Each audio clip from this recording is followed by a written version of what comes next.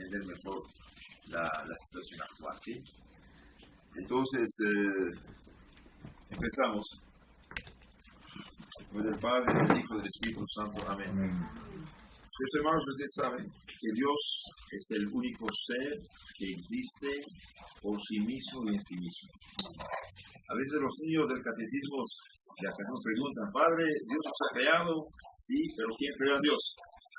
Es muy profunda la pregunta. Dios nadie lo ha creado. Dios siempre existió, siempre existirá. Dios es el ser autoexistente. Dios es el ser que existe por sí mismo. Dios es la existencia, es la vida, es la inteligencia, es el poder, es la bondad, es la santidad. Dios es Dios. Dios siempre estuvo, siempre será. ¿Sí?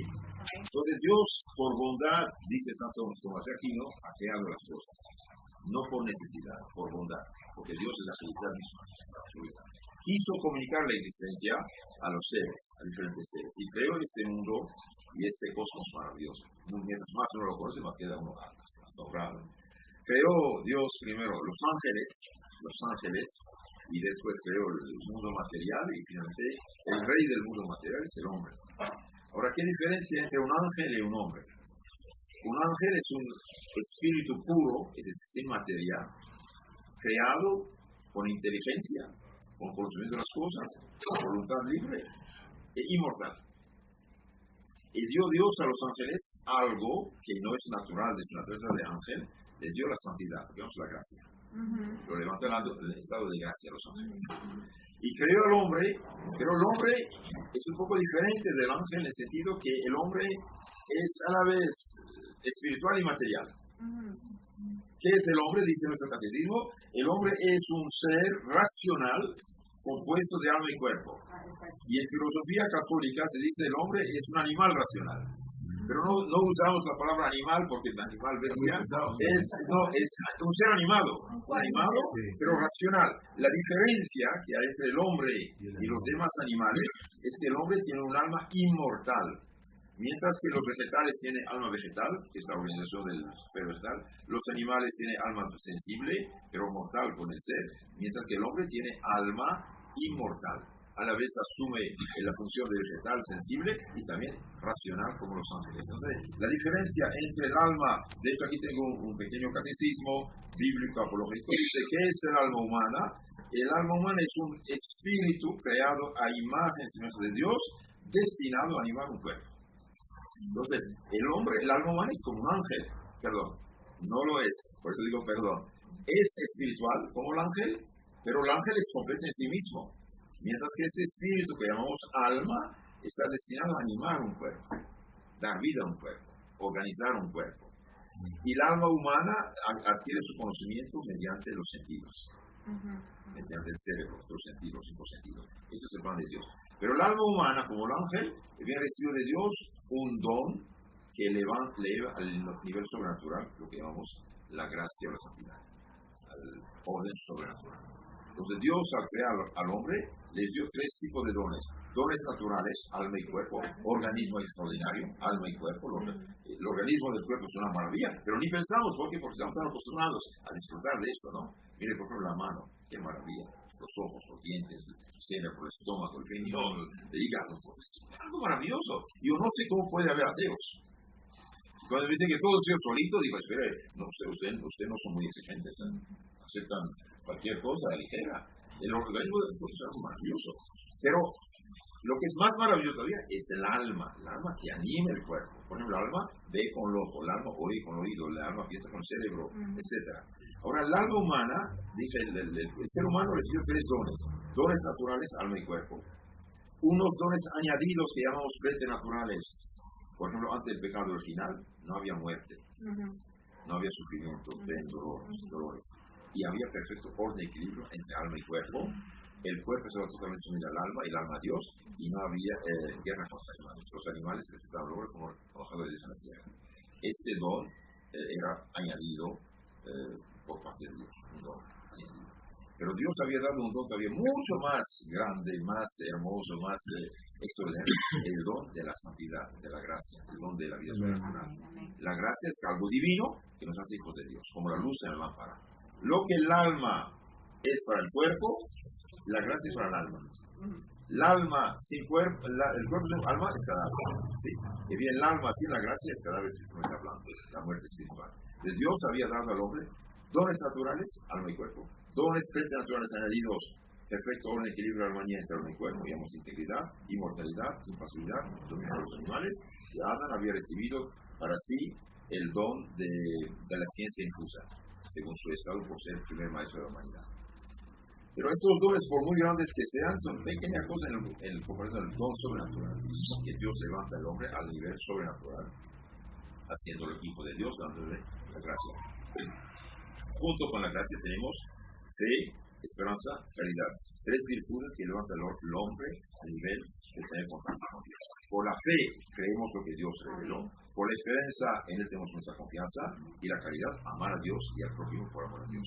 Y después las virtudes y dones del Espíritu Santo. Entonces, eso fue el hombre original que Dios ha creado. Por desgracia, usando mal de su libertad, los ángeles se rebelaron contra Dios, pecaron, que son demonios. Y en ese momento el demonio, los ángeles pecadores, son demonios que fueron precipitados en el momento al infierno que Dios creó en ese momento para los ángeles humanos. Y el Dios, sabiendo que el demonio iba a tentar al hombre, le alertó, ten cuidado, no toque el árbol de la ciencia del bien. Entonces va a morir. Y por desgracia, nuestros primeros padres sí tocaron y murieron. Pero Dios, a pesar de haber sido el ofendido por el pecado de Adán y Eva, prometió un Salvador. Y ese Salvador es nuestro Señor Jesucristo. Salvador del mundo. Entonces Dios desde el inicio, a pesar de haber sido el ofendido, prometió un Salvador. Y ese Salvador sí es Dios encarnado. Jesucristo nuestro Salvador. ¿Y qué pasó con el hombre pecador? El hombre pecador perdió los dones preternaturales. Había perfecto orden, equilibrio, armonía y bienestar del sol. Eso se perdió. Ahora, debido a que el alma ya no obedece a Dios, el cuerpo tampoco obedece al alma. De ahí el desorden. Queremos el bien, hacemos el mal. Hay tantos pecados, tanta tentación, tanta inclinación al mal.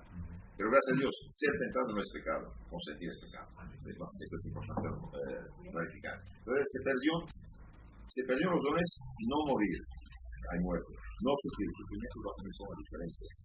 Dominio sobre los animales, se acabó esto. Los animales no salen en guerra, hasta nos matan a veces.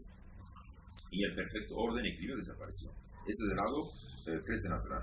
Del lado sobrenatural, el hombre perdió la gracia. Al perder la gracia, pierde el derecho a la vida eterna. Pierde el derecho al paraíso. Se queda esclavo del demonio. Es un hombre que cae profundo en un pozo profundo sobre la columna. Ya no puede salir de ahí. Y entonces Dios, ¿qué hace?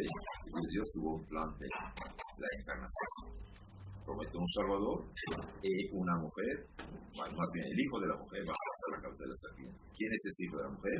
Es Jesucristo, nuestro Señor, y la Madre María, nuestra Madre bendita. Ahora, en los siglos pasando, los pueblos van a olvidar la revelación primitiva, van a mezclarla con cosas inventadas, los demonios intervienen, van a inventar el paganismo, la idolatría, incluso la idolatría cruzada al fondo para hacer una hechicería, etc. Todos los pueblos paganos, este es un culto de falsos dioses, y muchas veces los demonios se hicieron pasar por dioses, exigiendo sacrificios humanos, y enseñó a los hombres vicios, pecados. Por ejemplo, el dios supremo de los romanos, de los griegos, Zeus, Júpiter, era un mujeriego de primera, donde veía una mujer dejaba embarazada. A tal punto que un apologista cristiano dijo, si sus dioses fueran hombres, estarían en la cárcel. Entonces eran demonios que se hacían pasar por dioses. Por ejemplo, los griegos, los romanos tenían los dioses de todos los vicios. Ellos, por ejemplo, era la diosa de la prostitución, de la impureza, Mercurio de los ladrones, aquello de los borrachos, etc. Es algo grave. Lo de hechicería, brujería, falsos cultos del conocimiento de Dios, y la humanidad es una catástrofe gravísima.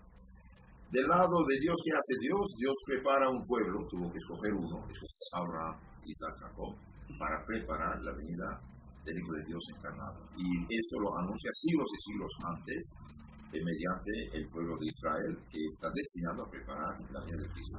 Y los tiempos cumplidos, bien Dios va a crear una niña inmaculada, María, para ser la madre de su Hijo encarnado, nuestro Jesucristo. Entonces María, ¿qué pasó con ella? Bien, ustedes saben, cuando un niño nace, bien, Dios crea el alma, los papás dan el cuerpo y hace el ser humano, pero sin la gracia. Y eso llamamos el pecado original. Entonces, en el caso de María, ¿qué pasó? Cuando los papás dieron el cuerpo, Dios creó su alma, la llenó de santidad, de gracia, y la juntó al cuerpo. A tal punto que María nunca estuvo en pecado original.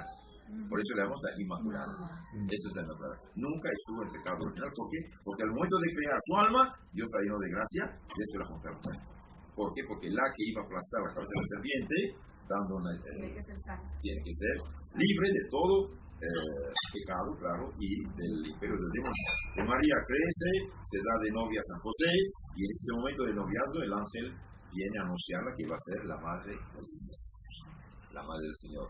Dios te salve, llena eres de gracia, el Señor es contigo, va a tener un hijo, le pondrá por nombre Jesús.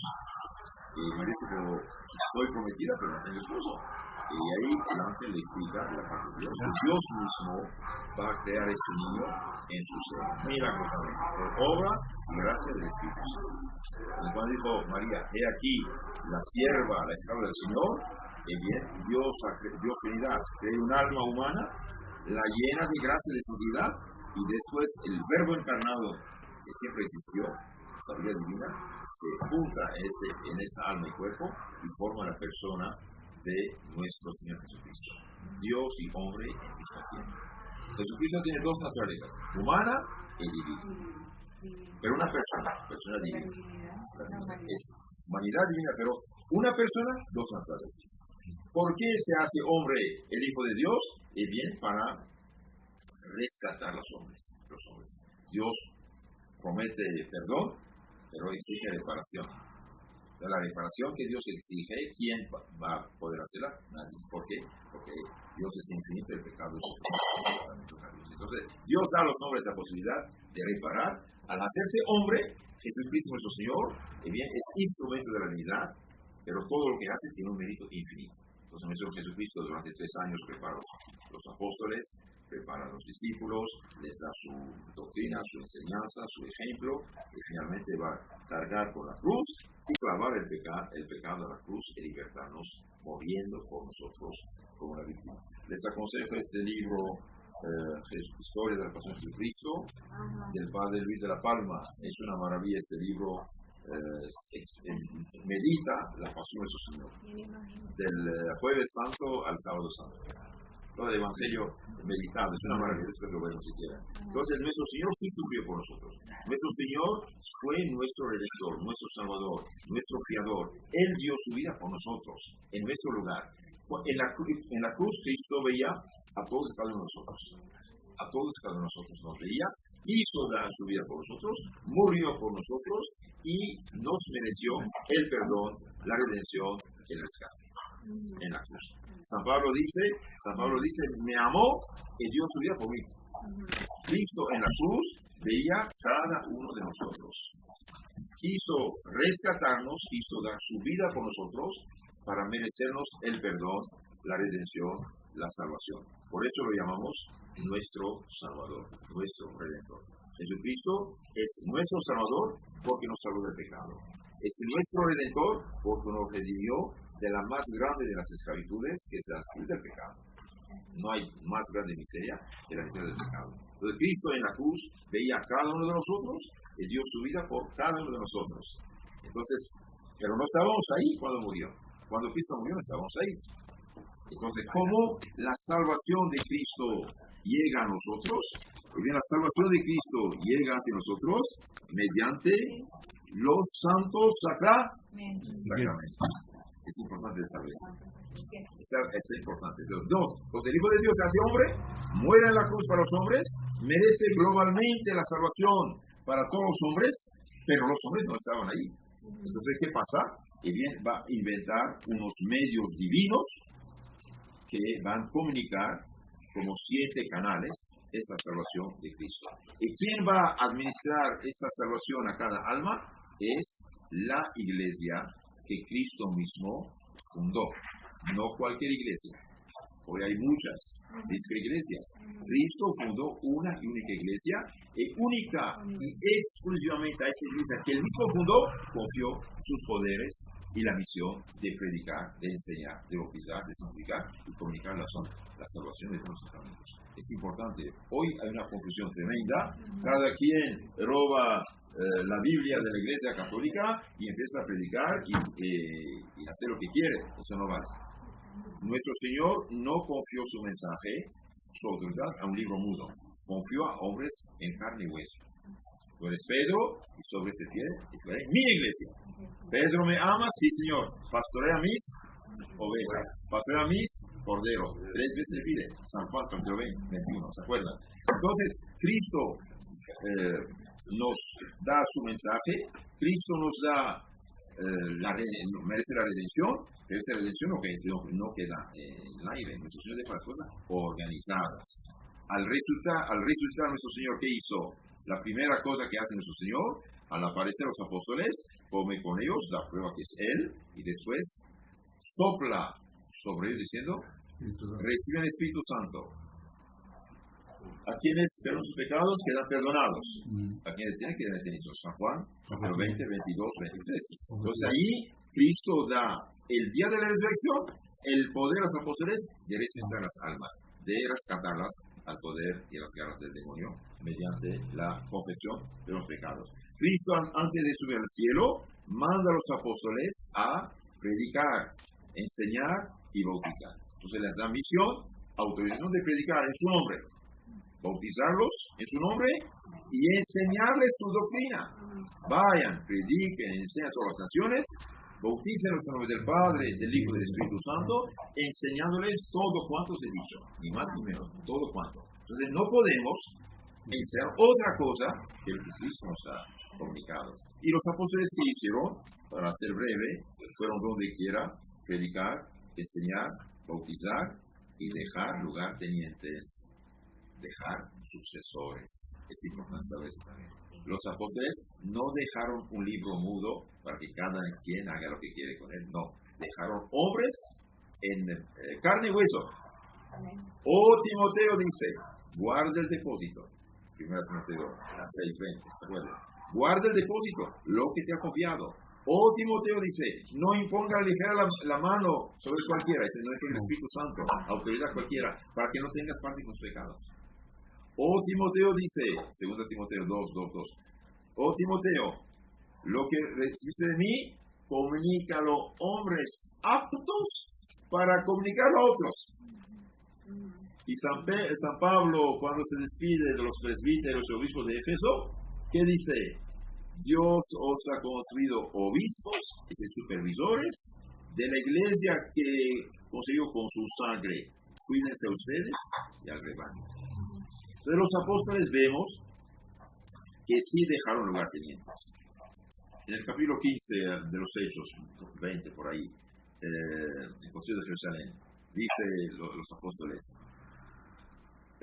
unos cristianos judíos de Jerusalén fueron a Antioquía para decir a los nuevos cristianos griegos, sirios, que tenían que seguir la ley de Moisés. Allí los apóstoles no aceptan, intervienen. Dicen, gente sin nuestro conocimiento y nuestra autorización fue perturbar a ustedes, no les hagan caso. Esto es lo que tienen que hacer. Es importante eso, es importantísimo. Los protestantes que leen Biblia, pero hay unas cosas que brincan rápido, no les interesa, sí interesa, es importante. Gente sin nuestra autorización y nuestro conocimiento fue perturbarlos, no les hagan caso. Y de ahí los apóstoles por el Espíritu Santo toman decisiones, lo tienen que hacer. Entonces vemos aquí, en resumen, nuestro Señor no dejó su mensaje al aire, lo confió a hombres selectos que él mismo formó, a quien prometió el Espíritu Santo y sobre quienes vino el Espíritu Santo. En el capítulo 24, que es de San Lucas, dice, el día de la resurrección, Cristo les abrió la mente para que entendiesen las Escrituras. Ahí también es importante, porque no entendían.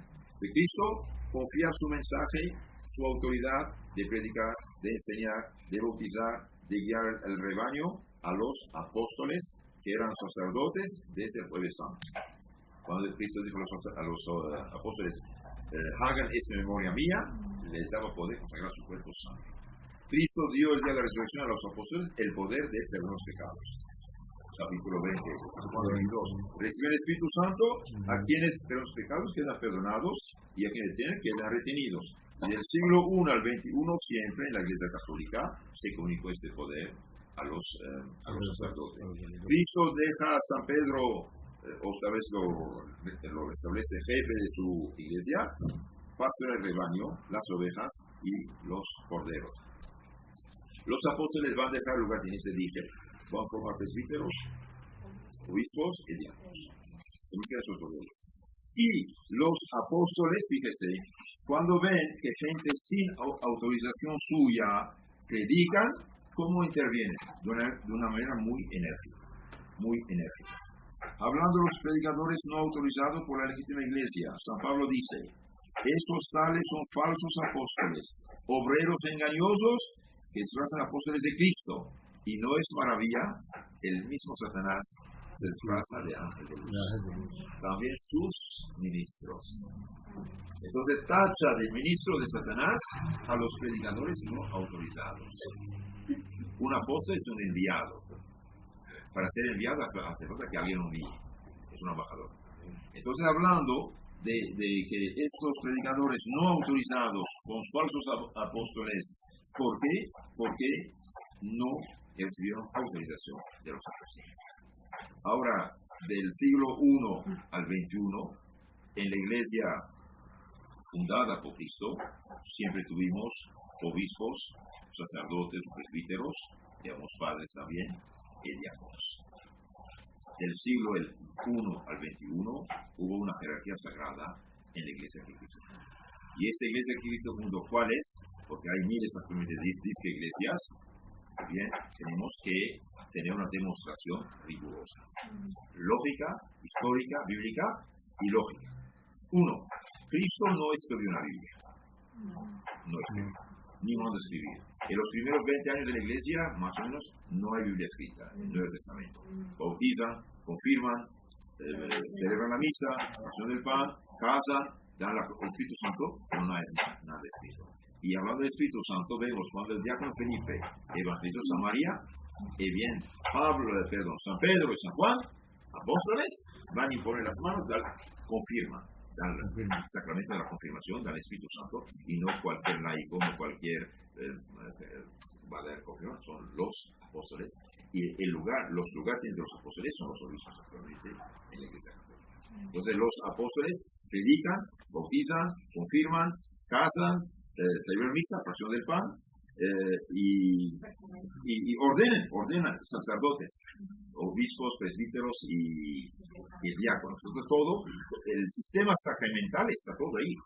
Todo está ahí, no es que la iglesia va a inventar. Ahora, las comunidades cristianas evangelizadas por los apóstoles rápidamente van a multiplicarse y la persecución de Jerusalén va a favorecer esto, van a difundir el Evangelio. Y desde el año 107 tenemos pruebas que el conjunto de las comunidades cristianas se llamó Iglesia Cristiana Universal. Como se hablaba latín, griego, arameo en esa época, en griego se dijo Iglesia Católica. Entonces, decir Iglesia Católica o decir Iglesia Cristiana Universal es lo mismo. Como la palabra Biblia significa los libros, la palabra teléfono significa la voz va lejos, telefone, la palabra Evangelio, la buena nueva es griega, la palabra Iglesia Católica también es griega, Iglesia Cristiana Universal. Bien. Entonces, en síntesis dije, 1, Cristo no escribió, no mandó escribir, confió su mensaje, su doctrina, su evangelio, que es el mensaje, doctrina, a los apóstoles, pero les mandó su Espíritu Santo para cuidarlos, guiarlos en el momento. Ahora, un primer punto. Segundo punto, la iglesia de Cristo, ¿cuántos años debe tener? La iglesia que Cristo fundó debe tener 2000 años. Por lo menos no digo que sea católica.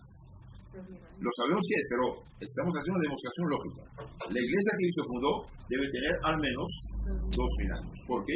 Porque estamos 2018 de Cristo. Bien. 1. 2. Únicamente la iglesia que tiene 2000 años es la iglesia legítima, la iglesia verdadera, la iglesia que Cristo fundó. 3. únicamente la iglesia que puede demostrar que tiene 2000 años es la iglesia legítima, la que recibió el Evangelio, la que recibió la autorización de predicarlo, la que recibió la autorización de santificar los hombres y la que realmente tiene el Espíritu Santo y la autoridad de Cristo. Y ahora, de todas las iglesias actuales que existen, ¿cuál es la que puede demostrar que existe hace 2000 años históricamente? Es la católica. Desde San Pedro hasta la fecha tuvimos 266 papas. 266 papas. Esto se llama la sucesión apostólica. Por desgracia, una parte de la Iglesia Católica, al separarse de la Católica en 1054, lo que llamamos los ortodoxos, se han separado, pero ellos también tienen la sucesión apostólica. ¿Por qué? Porque guardaron la sucesión del sacerdocio y los sacramentos. Pero los protestantes ya no tienen sacerdocio. Por lo tanto, no tienen la sucesión apostólica. La Iglesia Católica se existe hace 2000 años. ¿Desde cuándo tenemos prueba que la palabra Iglesia Católica se usó? Desde el año 107. Santo Ignacio de Antioquía, segundo obispo después de San Pedro, condenado a ser echado a los leones en Roma, el año 107. En el camino escribió varias cartas a las comunidades que lo recibían. Y bien, ya en su carta a los de Esmirna dice la palabra Iglesia Católica. Ahora, si él la usa, quizás estaba ya usada antes, pero ahí tenemos pruebas que sí se usaba. En el año 156, cuando San Policarpo, discípulo de San Juan, fue agarrado y condenado a muerte, y bien los cristianos de Esmirna escribieron una carta circular, encíclica a las demás comunidades, dice: la iglesia de Dios que está en Esmirna, a la iglesia de Dios que está en tal lugar, y a todos que hacen parte de la una y santa católica, paz y bendición. En el año 250, el juez romano pregunta a un mártir: ¿cómo te llamas fulano? ¿Eres cristiano? Sí. ¿De cuál iglesia? De la católica, puesto que Cristo no fundó ninguna otra. Y los mismos paganos del Imperio Romano hablan de la Iglesia Católica. Entonces, no es que Constantino fundó la Iglesia Católica como pretenden algunos farsantes, ignorantes, que Constantino era católica. Constantino no fundó ninguna Iglesia Católica. Constantino fue el primer emperador que dio libertad a la Iglesia y puso fin a las persecuciones, que duraron del año 64 de Nerón hasta 312. Constantino puso fin a la persecución y poco a poco se cristianizó el imperio. Ahora, lo que hizo Constantino es apoyar a los obispos a juntarse en el año 325 en el Concilio de Nicea para poner fin al desorden que había creado un sacerdote hereje que se llama Ario, el tatarabuelo testigo de Jehová, que negaba la divinidad de Cristo. Eso sí, Constantino intervino para ayudar a apoyar la junta de los obispos con los caballos correo imperial, nada más.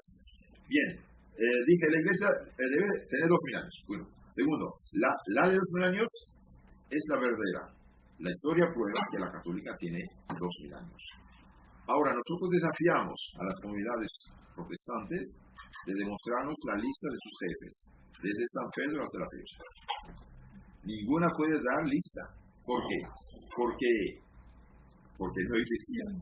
Así de sencillo. La más antigua secta protestante empezó como sacerdote apóstata de la católica, excomulgado Martín Lutero. Entonces, no puede venir de Pedro porque no existía hasta 1521. Otro asunto importante de la legitimidad de la iglesia: los que inventan supuestas iglesias no siguen la Biblia. Usan la Biblia a su manera, pero no siguen lo que dice la Biblia. ¿Por qué? Porque la Biblia dice, la carta a Timoteo, 1 3:15, la iglesia de Dios viviente, columna y sostén de la verdad. La iglesia es columna y sostén de la verdad, no dice la Biblia. Dos, en el Evangelio de San Lucas 10:16, Cristo dice a los apóstoles: quien usted escucha, me escucha. Quien usted rechaza, me rechaza. Rechaza a mí, rechaza al Padre que me mandó. Pero los que fundan iglesias desobedecen a la autoridad legítima apostólica.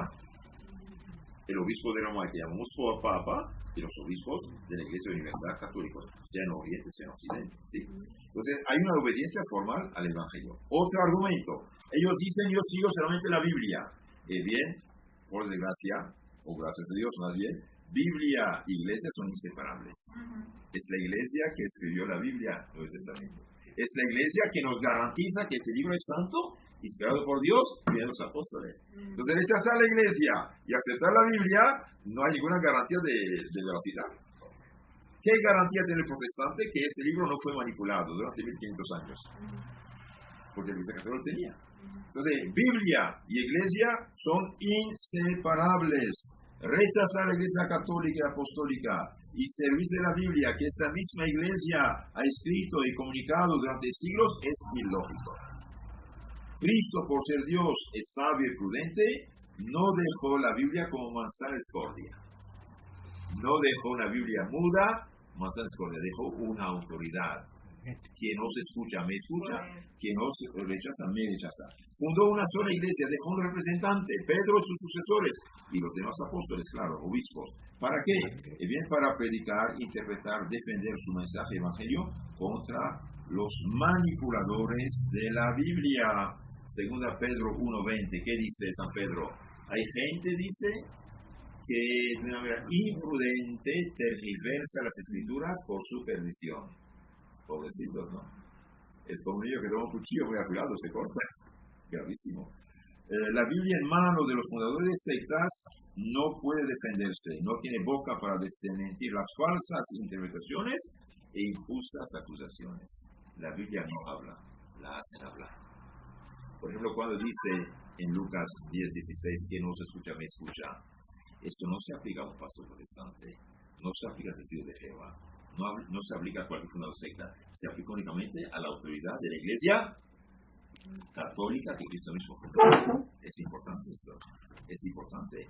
En otro lugar dice, porque no tienes Espíritu de Dios, no os hacen caso. Esto no se aplica a un pobrecito que va de Espíritu Fe, se aplica a la iglesia católica. Finalmente,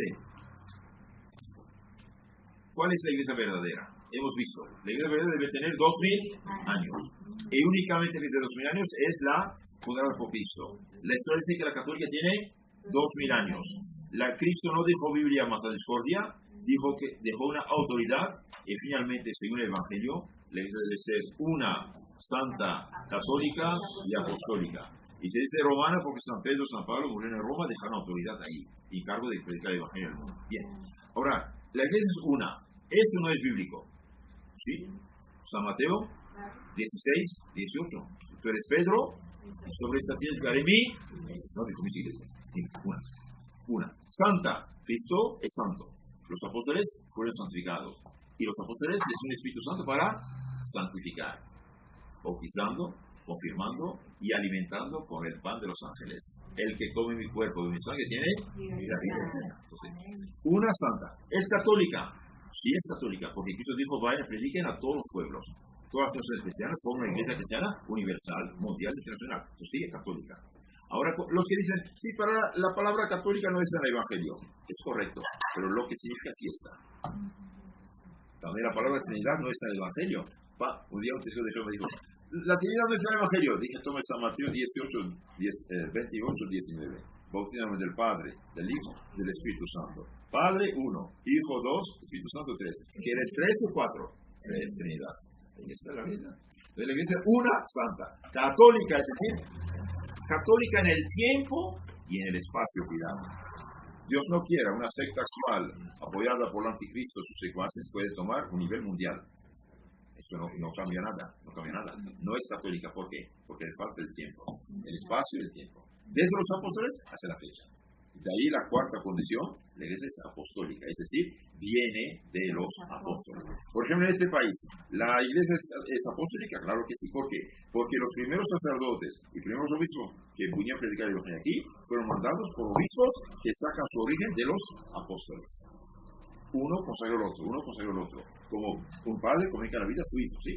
Uno al otro. Entonces, nuestra iglesia es una, santa, católica, apostólica. Y es romana, en el sentido que no es que los romanos fueron la iglesia católica, no. Porque San Pedro y San Pablo implantaron la cruz de Cristo en Roma, derrumbaron el paganismo, y estos paganos, estos cristianos, difundieron el evangelio en toda Europa, hacia las Américas, y hasta Asia. Entonces, es romana. Y el Papa está en Roma, ¿por qué? Porque San Pedro allí dio testimonio de Cristo, fue crucificado a la cabeza bajo el año 64. Bien, hasta aquí pienso la cosa queda clara. Ahora, ¿qué hacer frente a esta hemorragia de los católicos de las sectas? Segunda parte, podemos decir. ¿Qué hacer? ¿Por qué pasa? Porque hoy, más o menos en los 50 últimos años, en los países hispanoamericanos, por ejemplo, o africanos católicos, porque una hemorragia grande hacia las sectas. Porque en los últimos 50 años sí y antes no. Por desgracia, y lo digo con dolor, pero la verdad es la verdad, y la verdad nos hará libre, dijo el Señor. Por desgracia, hay un cambio de, no diría de doctrina totalmente, pero de política de la Iglesia, sí. Esto es lo que fragiliza la Iglesia y favorece las sectas. Hablando con pastores protestantes, me dicen, nosotros damos muchas gracias a la Iglesia Católica, que nos abrió las puertas a engordarnos a cosa de ella. Bien, ¿qué pasó en lo concreto? En lo concreto, los católicos y los protestantes de Alemania luterana querían una cierta reconciliación, más o menos. ¿Se entiende? Después de 500 años de separación, el que lee el Evangelio seriamente, lee la historia de la Iglesia, dice no es normal. Cristo dice una iglesia y hay tantos. Entonces quiere una cierta reconciliación. Que en Alemania traten de reconciliar y jalar la católica a los luteranos, ¿por qué no? Pero el problema, esta idea particular de un país entró en la cabeza de la Iglesia Católica diciendo vamos a hacer diálogo y ecumenismo con todos los no católicos. Y ahí fue fatal. ¿Por qué? Porque el ecumenismo verdadero decía, hermanos separados, de cualquier secta que sean, regresen a la Iglesia Madre, sean verdaderos cristianos. El cristianismo auténtico, verdadero, completo, es el católico, el que hemos hecho los apóstoles. Regresen, por favor. Y hace los años 60, por ejemplo, en Estados Unidos, había unos 150, 160 mil protestantes que cada año se hacían católicos. Entonces, en los años 60, este diálogo imprudente, condenado durante mucho tiempo por los papas, especialmente en la encíclica de Pío XI, Mortalium Animos, el Papa dice, es la ruina completa. Si ustedes siguen una política de esta manera, que cada iglesia es una iglesia verdadera, todos los hermanos, no hay problema, y bien sea, dijo el Papa, será la ruina universal. Por desgracia, en los años 60 por acá, no hicieron caso a lo que dicen los papas anteriores, todos hermanos y casi a igualdad. Entonces un pastor protestante llamado Schmidt dijo, por favor, ya no digan la Iglesia de Cristo es la católica, digan la Iglesia de Cristo subsiste en la católica. Entonces, ¿qué pasó? Pasó algo de sumamente grave que causó la ruina de muchos millones de católicos. Sí, pasó esto. Antes se decía, no tengo pizarrón para escribir, pone un círculo. Ese círculo es la Iglesia de Cristo. Alrededor hay muchos pequeños círculos, las demás sectas o iglesias fundadas por hombres, ¿sí? La Iglesia Católica decía, no, la iglesia auténtica es la católica, estas son sectas. Tienen elementos cristianos, ok, pero tienen errores también graves. Por lo tanto, su salvación está en peligro. Y yo no permito que vengan a intoxicar a mis hijos con una Biblia falsificada. ¿Por qué? Porque la Biblia falsificada, mal explicada, mal traducida, mal aplicada, ya no es palabra de Dios. Un vaso de leche con un gramo de veneno, ¿sirve?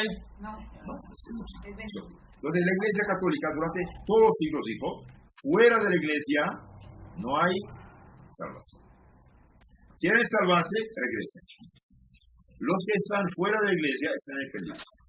Que uno que otro, con una ignorancia invencible, no sabe nada de la católica y quiere hacer la voluntad de Dios, sigue la ley natural, sí se salvará, porque está en una ignorancia invencible. Pero los demás están en peligro. ¿Por qué? Porque no tienen la confesión, no tienen la comunión, no tienen sacramentos, no tienen sacerdocio. Entonces la Iglesia decía, fuera de la Iglesia Católica no hay salvación. Los que están fuera, regresen. Uno, defenderse de sus errores.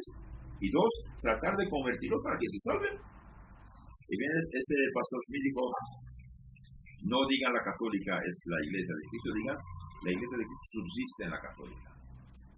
Entonces, esta es la Iglesia de Cristo ahora, nuevo esquema. Una parte católica, la otra ortodoxa, luterana, calvinista, anglicana, ya todos dentro, aleluya, somos hermanos de ecumenismo de bajo nivel. Y debido a que todo es muy malentendido, de hecho, por muchos sacerdotes, ya todos somos hermanos, leen la Biblia, es mismo Dios, no es problema. Entonces, esto como un virus desarmó los católicos, ya no dan importancia. Es el mismo Dios, no hay problema, todos los hermanos se salvan, de todo modo siguen la Biblia, etc. Esto fue una catástrofe. Esto desarmó la defensa católica como un virus violento que quita las fuerzas de la existencia. Por esta razón, centenares de miles, incluso millones y millones de católicos salieron de la católica de un lado. De otro lado, del lado católico no hubo defensa suficiente. No han medido el peligro. El más grande pecado que puede hacer un católico es hacerse protestante, hacerse hereje. ¿Por qué? Porque es pecado mortal contra la fe. Un católico pecador puede hacer, no digo que peque, pero un católico pecador está en pecado y bien todavía le queda la fe. Al pecar mortalmente el católico pierde la gracia, la santidad, pierde la caridad, pierde el Espíritu Santo, pero le queda la fe y la esperanza, que no salvan, pero están ahí. Y su fe lo impulsa a arrepentirse, confesarse y recuperar la gracia, la caridad del Espíritu Santo. Pero cuando pierde la fe, al hacerse hereje protestante, ya no queda nada. Entonces su salvación está realmente muy comprometida. Y hoy todos piensan ser cristianos auténticos y no tienen nada. Yo tengo aquí las actas del obispo de Nicaragua, José Mata, dice que 107 iglesias evangélicas pentecostales no tienen bautismo válido. Entonces ni están bautizados, ya no tienen nada. Y por desgracia, del lado católico dije, hay muy poca protección. Y la juventud actualmente que crece recibió un catecismo muy light, muy superficial. Muchas veces, ustedes saben mejor que yo que no. De hecho, el Papa Benedicto, mire lo que dijo, el Papa Benedicto en su libro Informe sobre la Fe, edición de la BAC, de 1985, página 80-81, dice, después del Concilio Vaticano II, la teología, se sabe, entró en rebeldía, cada quien hizo lo que quiso. Dice, debido a que la teología ya no parece capaz de transmitir un modelo común de la fe, también la catequesis se ha expuesta a la desintegración y a experimentos que cambian continuamente. Entonces, si la teología ya no es segura, no es católica, entonces el catecismo, bien, está expuesto a la desintegración, a experimentos continuos, pero es jugar con la salvación de la gente. Si no hay un catecismo verdadero, bien, después el Papa dice, en muchos lugares y catequistas toman unos temas interesantes, entre comillas, del mensaje cristiano, según la moda del momento, pero la gente quedó con una formación muy superficial. Y también dice el Papa, en los años 83, dice, el primer error grave fue suprimir el catecismo, declarándolo superado a lo largo de estos años. Ha sido esta una decisión universal de la Iglesia, pero esto no quita que ha sido una decisión errónea. Entonces, durante unos 25 años más o menos, toda una generación no recibió la formación adecuada. Hoy esta generación son padres y abuelos. No pueden tener esta formación. Ahora, muchos catecismos, sí hay unas cosas, gracias a Dios, pero hay cosas que no son correctas, cosas superficiales y hasta cosas falsas. Por ejemplo, el catecismo holandés. ¿Ustedes escuchan hablar de esto? Un catecismo que los teólogos de Holanda habían hecho en los años 70-80. Y bien, el Papa tuvo que hacer una comisión de cardenales para ver que había muchos errores gravísimos errores. Y este modelo de catecismo dio sus frutos muy amados. Actualmente en Europa es la catástrofe. Miles y miles de iglesias cerradas, conventos cerrados, ya no hay votaciones, el promedio de edad de los sacerdotes en Francia no son unos 60 años y pico. El catecismo que hace casi 50 años están dando en las escuelas, parroquias católicas, no es completo. que haya buenas